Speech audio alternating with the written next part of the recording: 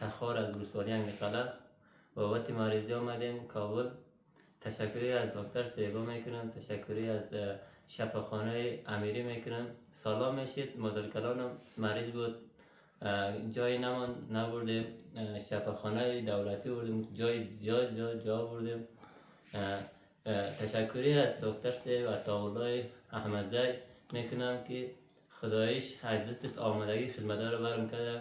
هیچ نمیتونیم. السلام علیکم محترم دوستانو.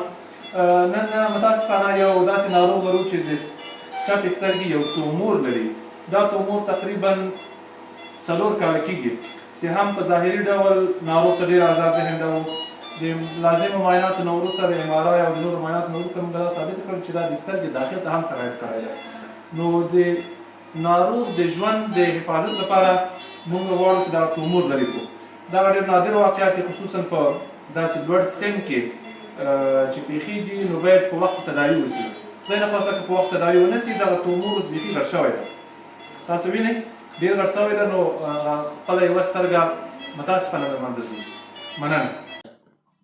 سلام احترامات، اسلام الدین هستم از ولایت تخار از ولسوالی انگقله بابت مریضی آمدیم کابل.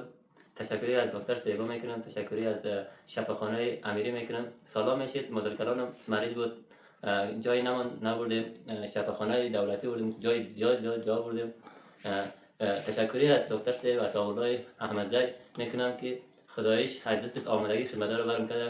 هیچ نمیتونم این خدمتی رو بگردانم. خدایش مادرجانم به حالت از کمان بهتر بود دیگه. یک مرضی برش پیدا شده بود، این بالای چشمش هم آمده بود، چشمش بسته کرده بود دیگه. هیچ دکتر نبود، سلام میشه میبردیم، هیچ نتیجه نمیداد، عمل نمیکردن، تاویل نمیگرفتن. خانه‌شون هم دستشون درد نکنه. به گفت ایرانی‌ها دیگه عمل خوبی را سپاری کردیم.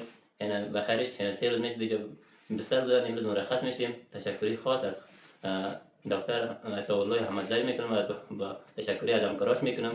بسیار یک فوق‌العاده بود، عملش فوق‌العاده بود.